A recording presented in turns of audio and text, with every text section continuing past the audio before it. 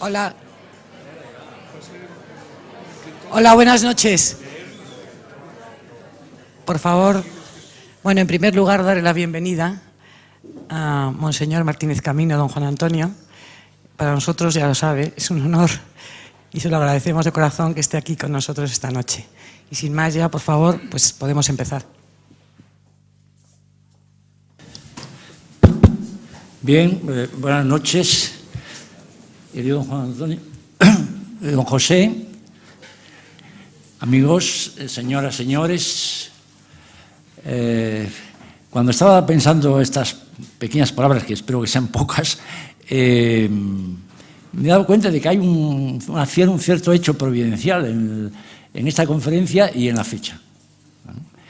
Y ese hecho obedece de una parte, este carácter providencial, aparte, lógicamente, de la sagacidad del comité organizador, a que en la fecha coinciden, y sobre todo en el conferenciante y en el tema, una serie de elementos que son tremendamente clarificadores e importantes para este ciclo de conferencias, la acción de los laicos en el mundo.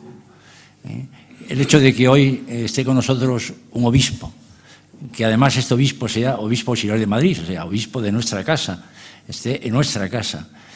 Que el tema de la conferencia sea, como luego voy a tratar de apuntar mínimamente, el tema del martirio, de los mártires en el siglo XX y la nueva evangelización, y el hecho de que esté anclada la conferencia en el punto medio, en el Ecuador, ¿no?, como piedra angular de las conferencias anteriores y las que van a venir, pues todo esto le da una cierta coherencia interna al tema, ¿no? De una parte, el hecho de que sea nuestro obispo, don Juan Antonio Martínez Camino. Bueno, yo he tenido hoy tengo la fortuna de conocerle, no digo extraordinariamente, pero sí bastante de cerca. Le he invitado algunas veces a mi actividad en AEDOS, le he escuchado en conferencias, en seminarios, en capítulos, en los almuerzos que hemos organizado. Le he seguido, le he leído y sé que es un obispo de primera. Los de segunda no existen ya, los de segunda, de primera, vamos a decir de primerísima, ¿verdad? Es ese obispo que tiene todas las virtudes que el Papa Francisco, de alguna manera, glosaba hace unos días en una disertación que hacía, un comentario, un discurso a la Comisión para los Obispos en Roma, y yo creo que al leerlo, que yo he estado un poco repasando ese texto, pues digo, bueno, esto aquí está muy bien reflejado, don Juan Antonio. Por otro lado, el obispo y don Juan Antonio, al ser de Madrid, da unidad a la acción de los laicos. La gran misión de los laicos, que es llevar a Cristo al mundo con absoluta libertad y responsabilidad, metiéndolo en todos los aspectos de la vida humana, profesional, familiar, política, pública, es que tenga un sentido de iglesia, que tenga un sentido de unidad. Y eso, la única garantía, la da sencillamente el hecho de que estemos en la iglesia y que formemos parte de la iglesia, cualquiera que sea la vocación, el movimiento, la asociación, etcétera, es el hecho de que estemos en comunión con el obispo. Por eso, que claro, al hablar de los laicos y de nuestra misión, el obispo, de alguna manera, con su magisterio, nos pueda decir cosas, es un tema muy importante. No es baladí, es la garantía de que estamos en el camino cierto. No, que estamos caminando, pero no estamos caminando allí donde nos corresponde. Por lo tanto, este hecho es por sí mismo extraordinariamente significativo y que en los laicos parezca que el obispo, hombre, porque trae un obispo, parece que somos los clericales de turno. No, no, es que es fundamental que la acción de los laicos esté en esa unidad que da el obispo. Pero al mismo tiempo es que este obispo, don Juan Antonio, es un obispo que tiene una garantía doctrinal que tiene una vocación pastoral, tiene una experiencia de gobierno que no todo el mundo tiene. Bueno, con independencia de que Dios con la gracia luego suple todas las necesidades de un obispo, en este caso el hecho de ser un gran teólogo, teólogo por sus estudios tanto en España como en Alemania, el hecho de ser un hombre que tiene una experiencia como durante 10 años secretario de la Conferencia Episcopal Española, haber sido secretario de la Comisión para la Doctrina de la Fe en la Conferencia Episcopal, catedrático de Teología Dogmática, en comillas, en San Dámaso, también ha estado en la Gregoriana. Todos estos son los que conocen un poco la estructura curricular de estas instituciones y de estas vocaciones. Significa de que estamos ante un personaje con muchos quilates. De eso de una parte. Y de otra, el hecho de que, evidentemente, él tiene la experiencia, vivida recientemente, de haber estado en la visita ad limina, ha estado presente en toda la estructura de los últimos cambios de la Conferencia Episcopal y, por lo tanto, nos podrá arrojar mucha luz en esa experiencia de lo que es el papel de la Iglesia en España. Y luego quería hacer una sola observación sobre el tema. Podría pensarse así a primera vista, hombre, los mártires del siglo XX, la evangelización, pues es un poco la salida para no querer introducirse en los temas como de fondo. Pues no. El tema de fondo de hoy de la Iglesia y de los laicos es el martirio. Son los mártires. No hay posibilidad de hacer nada serio si no hay vocación martiriológica en el laico. Mártir es ser fiel, ser testigo de Cristo. Y esto puede ser cruentamente, que son los mártires, digamos, que aparecen en los altares, puede ser de forma incruenta, con un sentido de lealtad y con un sentido de fortaleza y de esperanza. Y yo creo que, y con eso termino, lo que nos decía el conferenciante de la lunes anterior, pidiendo una especie de cambio personal para hacer posible la acción de los laicos en el mundo de la vida pública, solo tiene sentido en el mundo cristiano, en el mundo de los católicos, cuando ese cambio, desde el punto de vista personal, tiene un significado de auténtico valor, de fortaleza y, por lo tanto, de valor de llevar a esa vida pública, como a la vida familiar o a la vida profesional, un sentido de martirio.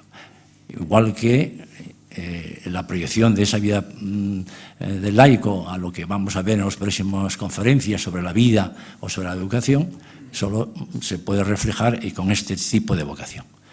En resumen, que estamos ante una conferencia y un personaje de primerísima calidad y yo me siento extremadamente dichoso de poder escucharle. Perdón, me faltaba decirles que es asturiano. Es importantísimo. Es más importante. Se te ha olvidado lo más importante. De Pola. Sí. Muchas gracias, Fernando, por esta introducción tan amable, un poquitín exagerada, pero eso pertenece al género literario de las introducciones, sobre todo cuando es un amigo y una persona como Fernando, generosa. Mártires del siglo XX y nueva evangelización. Es un tema un poco extraño, pero que yo creo que en estos 40 minutos, no sé, espero no hablar más, espero que pueda quedar un poco claro la relevancia grande que a mi modo de ver tiene este tema, poco común, para la actividad apostólica de la Iglesia hoy y en el futuro próximo. Hasta ahora el acto pontificio más importante del Papa Francisco referente a la Iglesia en España ha sido la beatificación de 522 mártires del siglo XX en España el 13 de octubre pasado en Tarragona.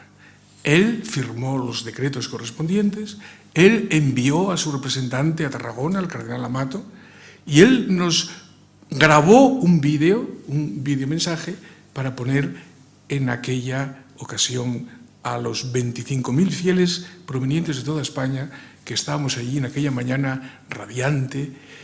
Era en octubre, pero pasamos un calor y un sol tremendo el 13 de octubre en Tarragona, una ceremonia preciosa.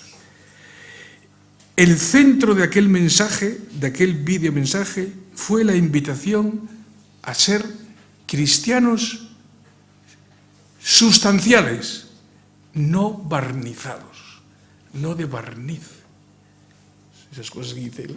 Los mártires no eran cristianos de barniz, sino de sustancia. Creyentes que se toman en serio, como los mártires, el amor a Dios y su testimonio, el testimonio del amor de Dios, testimonio, mártir significa en griego testigo, su testimonio, el testimonio del amor de Dios y de todo lo que eso implica en la concepción del hombre y en la organización de la vida en el mundo. Y el siglo XX ha sido un momento riquísimo en cristianos sustanciales, en santos y concretamente en mártires. Es lo que voy a recordarles en la primera parte de la conferencia, el siglo XX, siglo de mártires. Y en la segunda parte trataré de poner de relieve cómo esta gran riqueza espiritual de los mártires del siglo XX es decisiva para la acción de la Iglesia en el presente y en el próximo futuro. Su testimonio y su intercesión serán decisivos para la nueva evangelización. Esa será la segunda parte de mis palabras. Primero, el siglo XX, el siglo de los mártires. Ha sido llamado así, el siglo de los mártires. Hay un libro que se titula así, El siglo de los mártires, que les aconsejo, de un italiano que ha sido ahora ministro, es un laico, profesor de historia en la Universidad La Sapienza de Roma, que ha sido ministro, pues como en Italia es, unos 5 o 6 meses, ha sido ministro de Relaciones Internacionales y de Cooperación, Andrea Riccardi. Es el fundador de las comunidades de San Egidio.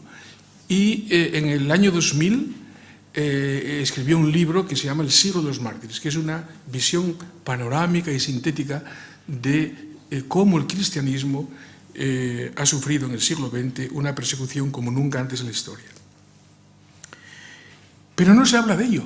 Ese libro de Riccardi ha desaparecido en las librerías españolas. En Italia va por la segunda edición. En España es difícil encontrarle. Ya cuando salió, a los 5 o 6 meses, no se le encontraba. No sé si ahora lo podrán encontrar si lo buscan. Casi nadie habla de esto, o apenas nadie, excepto los judíos. Los judíos hablan continuamente del holocausto del pueblo judío en el siglo XX. Es un tabú, porque estas catástrofes y genocidios o populicidios, como se dice ahora novedosamente para evitar esa palabra un poco chocante, hiriente más bien, son difícilmente compatibles con la imagen idealizada del siglo XX que nos transmiten los agentes de la opinión, de creadores de opinión actualmente.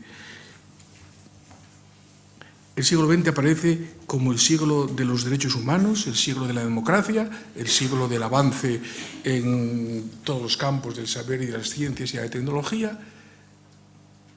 Y esta otra realidad, pues apenas se menciona. Pero la Iglesia no olvida a sus mártires, ni a ninguna de las víctimas inocentes de la violencia ejercida por regímenes desarrollados, muy desarrollados técnicamente, pero muy poco humanos, ateos oficialmente y totalitarios. El Papa Juan Pablo II, ya pronto santo, si Dios quiere, ha sido sin duda la figura profética que ha puesto sobre el candelero la luz de los mártires del siglo XX. Él había vivido en primera persona en su tierra de Polonia, primero el totalitarismo nazi y después, durante más tiempo, el comunista, hasta fechas muy cercanas a nosotros. La historia del gran Papa mártir, porque también él fue abatido por las balas en la plaza de San Pedro el 13 de mayo de 1981 y providencialmente salvado de la muerte, él mismo la figura del Papa Santo polaco es como una especie de síntesis del siglo de los mártires. Juan Pablo II merece bien el título de Papa de los mártires del siglo XX. Igual que el Papa San Dámaso, dicen que madrileño, que fue madrileño, por eso tenemos aquí San Dámaso en Madrid. San Dámaso es un papa del siglo IV, y fue el que puso de relieve y sacó de las catacumbas, literalmente, a los mártires de los primeros 3 siglos de la historia de la Iglesia en Roma. El Papa Juan Pablo II es el que ha sacado de las catacumbas a los mártires del siglo XX para toda la Iglesia. Él celebró en 1987 la primera beatificación de mártires de la persecución de los años 30 en España, que fueron las Carmelitas Descalzas de Guadalajara. Habían pasado ya 50 años desde su martirio. Desde entonces hasta la última beatificación, a la que me he referido al principio, el número de mártires de España que han alcanzado los altares, mártires del siglo XX, de los años 30, son 1.523, de los cuales 11 son santos y 1.512 beatos. Bastantes de estos beatos, algunos ya, concretamente hijas de la Caridad de Madrid, van a ser santos pronto, porque ya han hecho un milagro. Para ser beatos, los mártires no necesitan hacer milagro, solo basta perder la cabeza. Basta, ya no tienen que hacer más milagros, para ser beatos. Pero luego, una vez que son beatos, para ser santos, tiene que haber un milagro. Y los hay milagros, los hay. Y otro día, la semana pasada, estuve en el sepulcro de 5 de las 15 hijas de la Caridad beatificadas en Tarragona el día 13, y me dijeron que estas 5 ya han hecho un milagro. Me contaron cuál era. Entonces va a haber más santos y más beatos, si Dios quiere.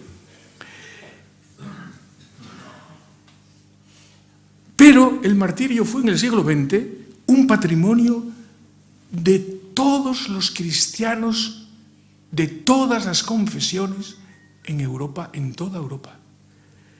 También las iglesias ortodoxas, también los protestantes se vieron enriquecidos con la gracia del martirio. Juan Pablo II lo puso de relieve diciendo que el mejor ecumenismo es el de los mártires. Juntos dieron el testimonio supremo de la fe y del amor a Dios, que es el martirio.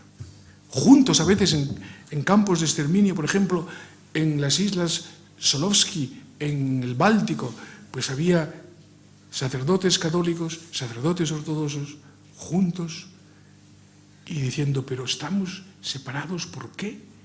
Si nos une lo definitivo.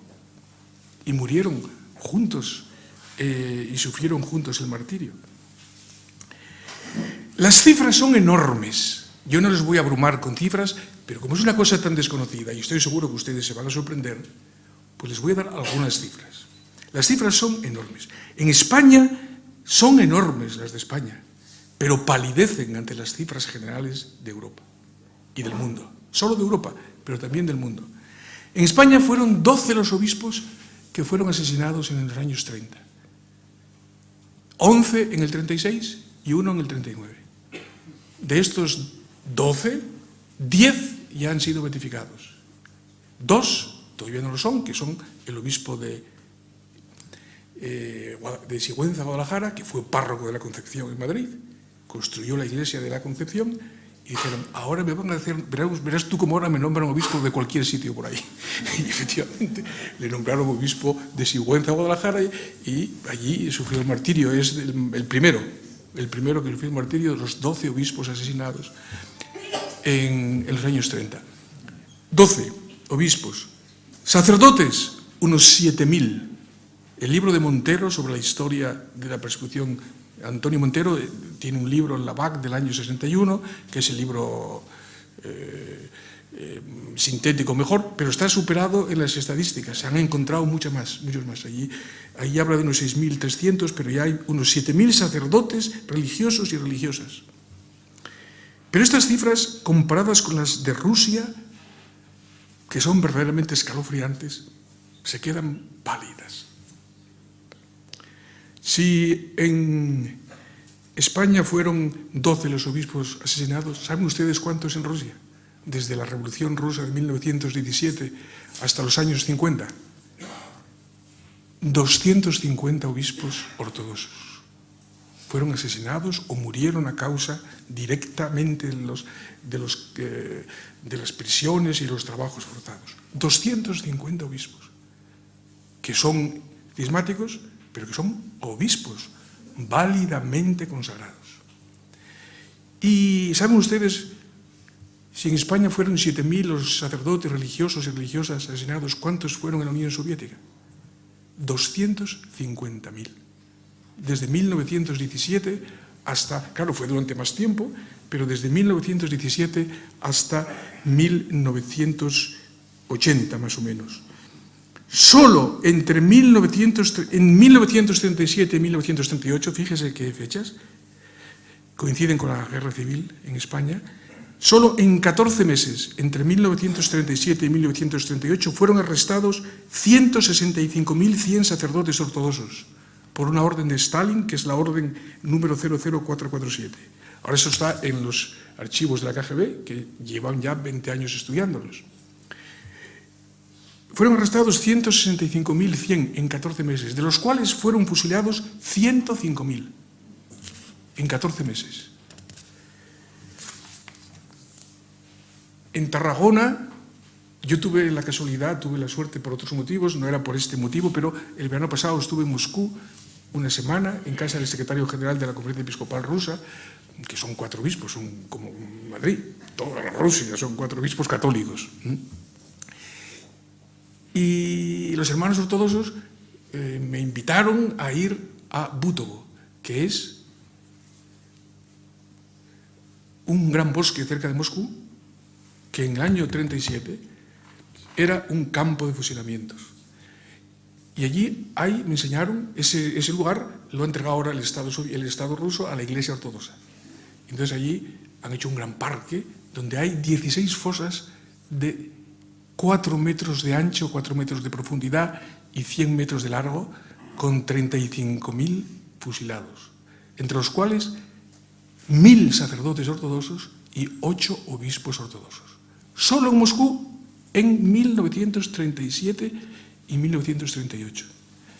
Allí la Iglesia Ortodoxa ha construido ahora un gran santuario de los nuevos mártires, inaugurado por el patriarca Alexis II, con la presencia de Putin en su inauguración. En el año 2007 se inauguró ese gran santuario. Tuve la ocasión de verlo. No se pueden nombrar, allí están en aquel santuario pintados al fresco, todo lleno de iconos y de imágenes en los arcos torales de una iglesia con muchas bóvedas. Están solo los medallones con los rostros de los 250 obispos mártires. Quiero mencionar al arzobispo de Petrogrado, Beniamín, fusilado en 1922 y canonizado por la Iglesia Ortodoxa rusa en 1992, que escribía en su última carta lo siguiente: los tiempos han cambiado. Ha surgido la posibilidad de padecer sufrimiento por amor a Jesucristo. Cuando en 1939 la persecución concluye en España, la vorágine persecutoria continuó en la Unión Soviética y se reproduce en otras muchas partes de Europa, que siguió siendo espectadora del martirio de cristianos de todas las confesiones cristianas, además del holocausto de los judíos desatado por los nazis, después de terminar la guerra en España. El tributo de sangre del clero polaco, de curas católicos polacos, después de la invasión de Polonia por Hitler, en 1939 fue enorme. Desde 1939 a 1945 fueron muertos unos 3.000 sacerdotes católicos polacos en los campos de concentración alemanes. Solo 1.992 sacerdotes, mejor dicho, casi 2.000 de estos 3.000, 2.000 en los campos de concentración. Solo en el de Dachau, que está al sur de Múnich, al sur oeste de Múnich, murieron 787 sacerdotes polacos. Entre estos últimos hay que recordar al obispo auxiliar de Leslau, Michał Koczal, envenenado con una inyección letal y beatificado por Juan Pablo II en Varsovia en 1987. También hay que mencionar que todavía en 1984 fue arrojado vivo al río Vístula en Varsovia el joven sacerdote Popiluszko, beatificado en 2010 por decreto del Papa Benedicto XVI. Del ámbito de lengua alemana conocemos bien el nombre, el rostro, la historia y la peripecia martirial de cerca de 700 obispos, sacerdotes, religiosos, religiosas y laicos que murieron perseguidos por la fe en los años 40 y 50. Recordamos aquí a Santa Teresa Benedicta de la Cruz, Edith Stein, martirizada en Auschwitz, cerca de Cracovia, de quien Juan Pablo II dijo que su vida, lo que yo he dicho de él lo dijo de ella, que su vida es como la síntesis de nuestro siglo. Mencionamos también a dos jóvenes sacerdotes alemanes, al beato Karl Leisner y al beato Gerhard Hirschfelder, y al obispo de Rumanía, Scheffler, beatificados por Juan Pablo II, este último beatificado en el año 2011. De los miles de mártires de la Ucrania soviética, está ahora en moda la Ucrania, vamos de moda, de actualidad más bien, de entre los miles de mártires de la Ucrania soviética han sido beatificados ya 28 católicos de rito oriental, entre ellos 9 obispos asesinados en el tiempo de la Ucrania soviética, muertos todos a causa de la persecución bolchevique entre 1947 y 1973. De Croacia conocemos las fotografías y las biografías de 663 mártires de las épocas nazi y comunista. Es que estos países sufrieron las dos, una detrás de otra. Entre ellos 4 obispos, de los que quiero mencionar al beato Luis Stepinac, arzobispo de Zagreb, recientemente beatificado, hace 4 años o 5 beatificado. Estas breves referencias no recogen, ni mucho menos en su integridad, ni siquiera los datos referentes a Europa. Aquí falta Rumanía, aquí falta Checoslovaquia, aquí falta parte de Yugoslavia, aquí falta Italia, aquí falta... son unos cuantos rasgos, pero no es exhaustivo, aunque la Unión Soviética es impresionante. Y tampoco hemos hablado de México, ni de China, ni del Vietnam, ni de Corea, ni de otras partes del mundo, y hemos de contentarnos solo con evocar a los mártires de México, de 1926 a 1929. Muchos sacerdotes fueron asesinados solo por decir misa, que estaba prohibido durante estos años. Sabemos el nombre de 90 sacerdotes mexicanos asesinados por decir misa. Aquí en Madrid, en los años 30, también era causa de muerte, evidentemente. Hay muchos mártires laicos que fueron muertos por ser católicos en México, en algunos casos resistentes pacíficos contra las leyes represoras de la libertad religiosa del gobierno de Calles.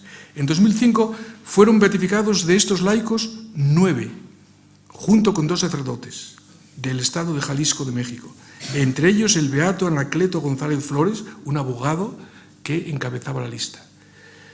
En el año 2000, Juan Pablo II había canonizado al sacerdote San Cristóbal Magallanes y 24 compañeros mártires.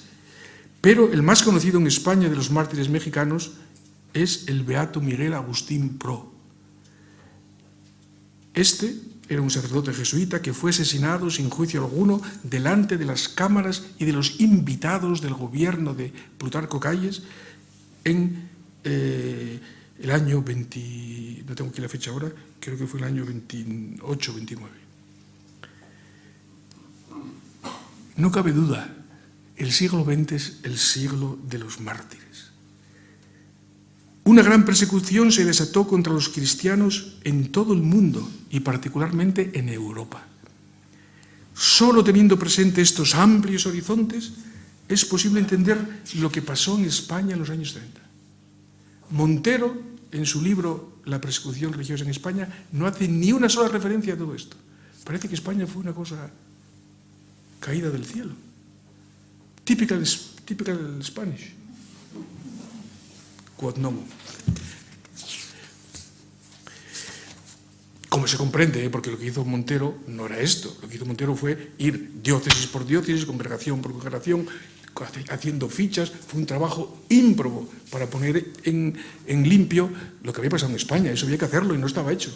Y tampoco había datos de esto. De la Unión Soviética no había datos entonces, en el año 61, que fue cuando Montero escribió aquel libro. Segunda parte. Los mártires, fuerza motriz de la nueva evangelización. El mundo lo olvida y quiere ocultarlo. No solo olvidarlo, sino ocultarlo. Pero Juan Pablo II lo conocía bien y quería ponerlo sobre el candelero, este inmenso tesoro espiritual desconocido de los mártires del siglo XX. ¿Por qué?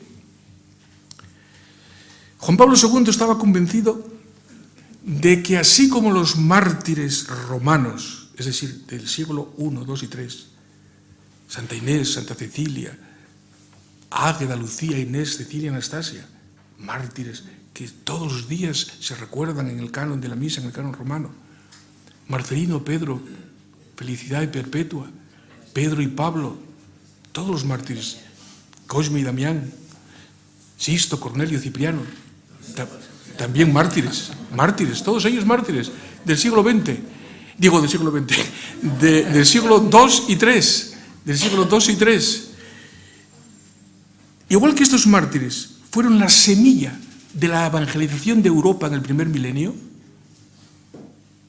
de la misma manera los mártires del siglo XX están llamados a ser la semilla de la evangelización, de la nueva evangelización de Europa en el tercer milenio. Esta es una idea profética de Juan Pablo II que es necesario recordar y meditar.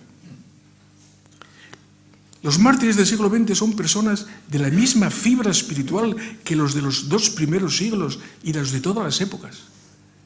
Y son muchos más en el siglo XX que en toda la historia anterior junta de la Iglesia. Pero no importa la cantidad, también importa porque significa algo la cantidad, lo importante es la cualidad. Son cristianos que, llegada la hora de la verdad, se han mostrado capaces de no anteponer nada a su fidelidad, a la fe y a Jesucristo y a la Iglesia. Prefirieron morir a traicionar su fe. Esto hoy día es una cosa casi incomprensible. En el año 259, siglo III, el obispo de Tarragona, que se llamaba Fructuoso, y sus diáconos, Augurio y Eulogio, santos mártires, el gobernador romano les pidió en el anfiteatro de Tarragona. Tarragona era una gran ciudad romana, el emperador pasaba temporadas allí, bordeando el Mediterráneo, y se tardaban pocos días, una semana en venir de Roma. Era una gran ciudad romana, el foco de la romanización de España, de toda la península. En el año 259 el cristianismo estaba muy arraigado, ya había venido a través de los soldados romanos, que son los que trajeron. Y había obispo, hacía por lo menos 150 años que había cristianismo en Tarragona, en el año 259. Entonces el gobernador le pidió al obispo: tienes que echar incienso a los dioses. Era una forma de manifestar su lealtad a Roma, porque el primer dios era el emperador.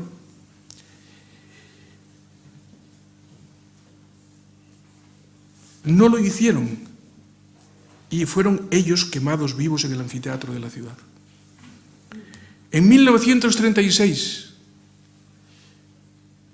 un joven sacerdote menorquín, Juan Huguet, de 23 años, que acababa de celebrar la primera misa un mes antes, en junio del 36, que fue ahora beatificado en Tarragona el día 13 de octubre. A este joven sacerdote, un militar que acaba de llegar a su pueblo de Ferreríes, no hace aquí ahora caso el nombre, le dijo que si no quería morir tenía que escupir el crucifijo que llevaba en la sotana, que le acababan de quitar la sotana y se había caído el crucifijo al suelo en el ayuntamiento de Ferreríes. Y él no lo hizo, dijo que no lo iba a escupir, y fue asesinado a sangre fría de un tiro en la cabeza en el ayuntamiento de Ferreríes. Los perseguidores siempre tienen una excusa política. Puede ser traición a Roma o traición al progreso, o a la revolución, o al progreso. Pero siempre hay en el corazón de los mártires un amor más fuerte que la muerte y en la intención de los verdugos un odio objetivo a la fe que profesan sus víctimas. Un odio objetivo, no subjetivo. Al obispo de Lérida, Salvio Guix, mejor dicho, al obispo de Barbastro, que lo asesinaron a los 3 meses de llegar allí, tuvo que suspender la llegada a Barbastro porque había manifestaciones en contra de la llegada del obispo. En 1936, en marzo de 1936, entró de incógnito Barbastro y celebraron una misa a puertas cerradas en la catedral de Barbastro. El ambiente era así.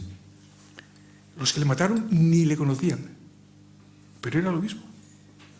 Pero no era un odio personal a él, a Florentino Asensio, que era muy buena persona y que todos lo conocían. No es un odio personal y subjetivo, es un odio a lo que él significaba, a la fe cristiana. Y en el fondo a Dios y a Jesucristo. Siempre hay un odio objetivo, por eso digo odio objetivo, no personal. Luego se mezclan también las cosas personales y las rencillas y los ajustes de cuentas, etc. Pero aquí se trata de un odio objetivo a la fe. Para los romanos la fe cristiana era una causa de corrupción del civismo de los súbditos de Roma y de disolución del imperio, pensaban ellos. Para los totalitarios de la Europa del siglo XX, la fe era o bien el opio del pueblo para adormecer las conciencias del pueblo frente a la opresión y la injusticia, o bien el veneno que paraliza las fuerzas del superhombre, el nazismo, que tiene que por fin conquistar su historia y llevar las riendas del mundo, el superhombre. La fe cristiana, pues, dificulta o iba en contra de estas ideas. Tanto la Roma pagana, feliz y madre, como el Estado totalitario supuestamente creador de un hombre nuevo, ocupan de hecho el lugar de Dios y violentan por tanto la conciencia de quienes no pueden reconocer otra divinidad que la de aquel que ha hecho el cielo y la tierra, que ha creado el cielo y la tierra y que se ha revelado plenamente en su omnipotencia en la debilidad de la cruz. Los mártires son los del siglo XX y los del siglo III, un mismo tipo de personas. ¿Y por qué son la fuerza motriz de la evangelización de la nueva evangelización? Hay 3 razones, yo las puedo resumir en 3 razones. Hay una razón de tipo general que vale para el siglo XX, que vale para siempre. Y es que los mártires, como todos los santos, pero los mártires de manera especial, porque después de Dios y después de la Virgen vienen los mártires, por delante de todos los santos. La Iglesia, lo dice el Concilio Vaticano II, la Iglesia venera con más devoción a los mártires que a otros que ya están en la gloria, por los motivos que vamos a decir a continuación. En ellos podemos ver que la Iglesia ha florecido siempre y florecerá también hoy en el futuro como comunión de los santos. El Evangelio no prende en el corazón de los hombres a base de discursos, y menos todavía a base de palabrería cargada de tópicos sociales, políticos o eclesiásticos.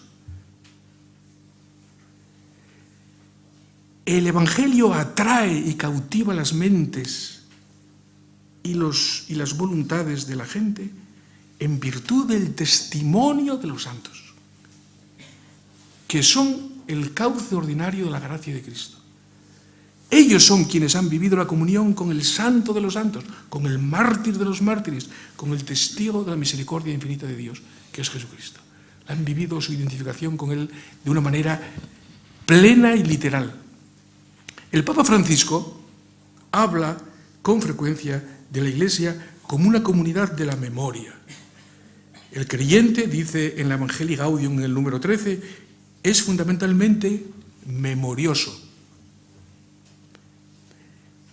La Iglesia, dice a continuación en el número 14 de Evangelii Gaudium, la Iglesia no crece por el proselitismo, sino por la atracción. ¿Proselitismo qué quiere decir? Querer convencer con discursos dirigidos únicamente a la cabeza. Y ya saben ustedes lo que pasa en los tertulias, que nadie tiene razón.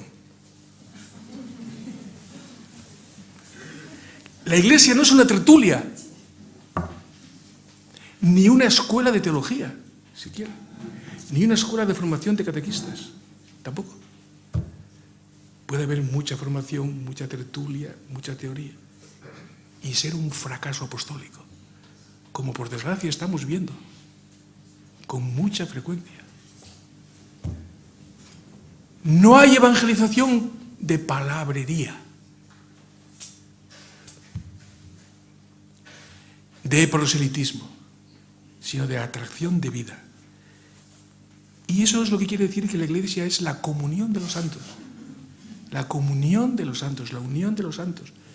Los de la gloria, los que viven aquí ahora y no están canonizados, tantas madres y abuelas y abuelos y gente que trabaja en la oscuridad. La Iglesia crece como comunión de los santos. Y esto vale para siempre. Y esto es fundamental en Evangelii Gaudium.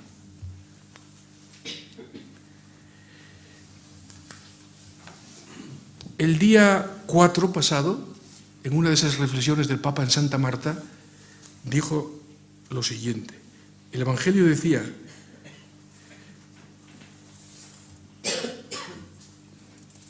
¿cuál será vuestra recompensa de los que seguís a Jesucristo? Y dijo, pues en este mundo tendréis el 100% en casas, hermanos, padres, con persecuciones. Y el Papa comenta esto.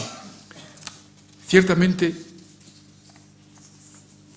tendremos persecución, porque el mundo no acepta la divinidad de Cristo, no acepta el anuncio del Evangelio, no acepta las bienaventuranzas. Precisamente de aquí nace la persecución, que también pasa a través de las palabras, de las calumnias, y así sucedía con los cristianos de los primeros siglos, que sufrían la difamación y padecían la prisión. Pero nosotros, dice el Papa, lo olvidamos fácilmente. Decía el 4 de marzo pasado. Pensemos en los numerosos cristianos que hace 70 años estaban encerrados en los campos, en las cárceles de los nazis o de los comunistas, solo porque eran cristianos. Y eso también sucede hoy. Os digo, afirmó el Papa, que hoy hay más mártires que en los primeros tiempos de la Iglesia. Numerosos, hoy, también, hoy, solamente hoy, no en el siglo XX.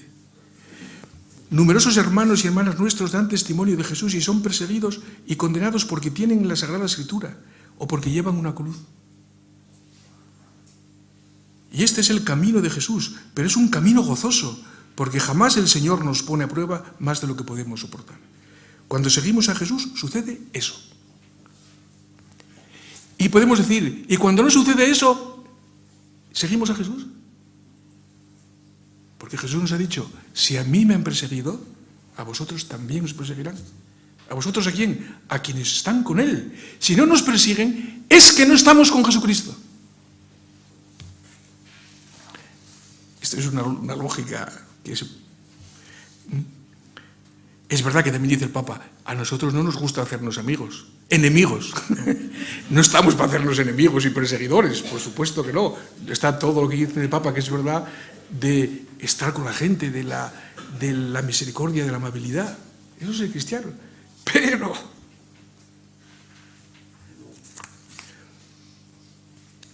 pensemos en estos hermanos y hermanas que no pueden ir a misa porque está prohibido. Hoy día. Esto es del día 4. La veneración de los mártires acompaña a la Iglesia desde sus orígenes. Si a mí me han perseguido, también lo harán con vosotros. Jesús hace referencia con estas palabras al misterio o al enigma, aquí misterio en el sentido de enigma, del mal. Es un enigma, la presencia del mal en el mundo. No tiene explicación, porque es irracional. Pero es real. El mal no puede ser vencido con el mal, sino con el bien. Por eso el Salvador aceptó la persecución y la anunció a sus discípulos. La Iglesia venera a los mártires más que a los otros santos. Ellos se han configurado con Jesucristo en su muerte salvadora. Sobre los sepulcros de los mártires se celebra la misa, que actualiza el sacrificio de Cristo en la cruz. Los mártires completan de un modo muy especial, como dice San Pablo, lo que falta a la pasión del Señor. ¿Y qué le falta? Está todo en la pasión del Señor. ¿Pero qué le falta? El testimonio de los bautizados que ofrecen al Señor su testimonio aceptando la muerte y ofreciendo el perdón, como Cristo mismo en la cruz. Esta es una razón general, vale para hoy y vale para siempre. Segundo, hay una razón específica para el siglo XX. La identificación perfecta con Cristo propia de los mártires pone de relieve que en ellos triunfó la gracia sobre la seducción del mal y de los ídolos. La Iglesia florece cuando se aparta del mundo y de los ídolos de cada momento histórico para estar con el Dios vivo y verdadero. Los mártires del siglo XX han sido, como lo llamaba Juan Pablo II, los testigos de la gran causa de Dios en el siglo del ateísmo de masas. Del ateísmo de masas. Fueron las ideologías ateas de uno y otro signo político las que subyugaron y esclavizaron a los pueblos y a las mentes e hicieron abatirse sobre el mundo y en particular sobre Europa todo lo contrario de lo que prometían. La muerte de millones de víctimas, la opresión de naciones y de sociedades enteras, junto con las guerras más destructivas de la historia de la humanidad. Ese fue el contexto histórico del martirio de los cristianos y de la muerte de tantos millones de inocentes. Los mártires dan testimonio de todo lo contrario de las ideologías ateas del siglo XX. Ellos no antepusieron nada al amor de Dios, ni siquiera la propia vida. Esa es su gran lección. Nos enseñan con su vida y con su muerte el camino que conduce de verdad a la libertad y a la justicia y a la paz. Ellos fueron capaces de resistir a la injusticia y a la opresión sin traicionar su conciencia ni el amor a Dios, porque esperaban el cielo. Este mundo deja de tener sentido pleno cuando es convertido en la meta última de la vida humana. Y esto es lo específico del ateísmo del siglo XX. Es muy difícil construir la justicia en la ciudad de los hombres cuando esta tarea de construir la justicia en la ciudad de los hombres es fiada exclusivamente a las capacidades y a la justicia humana. El siglo XX lo ha puesto de relieve clamorosamente. Renegar de Dios es renegar a la postre también del hombre, del ser humano y de la vida en conformidad con la dignidad humana. Uno de los acentos de la enseñanza del Papa está en señalar la prioridad de Dios. El primado es siempre de Dios, dice Evangelii Gaudium en el número 12. Frente a todo antropocentrismo, es decir, poner al hombre en el centro como si fuese el centro del universo y del mundo, frente a todo antropocentrismo, no solo el que ha conducido al ateísmo del siglo XX, que se ha ido gestando en los últimos 400 años o 300 años, sino también el que ha causado una devastadora secularización interna de la vida de la Iglesia en amplios sectores dentro de la Iglesia. Frente a todo antropocentrismo, Francisco llega a escribir en la exhortación Evangelii Gaudium, en el número 267, lo siguiente, que es una de las claves para entender Evangelii Gaudium.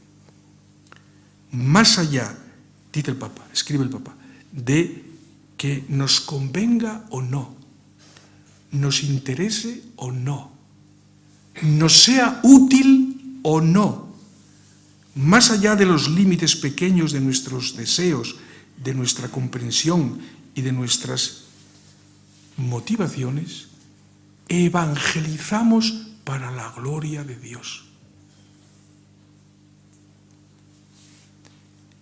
evangelizamos para la gloria de Dios, no porque nos sea útil para algo. Si lo hacemos de otra manera, no hay evangelización. Solo Dios basta. Cuando acoge el amor infinito, el ser humano lo tiene todo. Esto no lo dice Evangelia Gaudium, pero es comentario de esto que acabo de decir. Quien ha encontrado ese tesoro ya no le falta nada. Y por eso ya no teme entregar la vida libremente, por causa del amor y de la justicia, perdonando incluso a quienes le quitan la vida injustamente. Porque es el único tesoro que vale más que la vida, como dice el Salmo 62, que la Iglesia canta todas las mañanas de los domingos en el oficio de laudes. Tu gracia, oh Dios, tu amor, oh Dios, vale más que la vida, te alabarán mis labios. Y por fin, tercero, la intercesión de los mártires del siglo XX, la intercesión de los mártires. La intercesión de los mártires del siglo XX es de la máxima actualidad y absolutamente necesaria para el éxito de la nueva evangelización, porque el ateísmo sigue secando la vida espiritual y cultural de la Europa de hoy.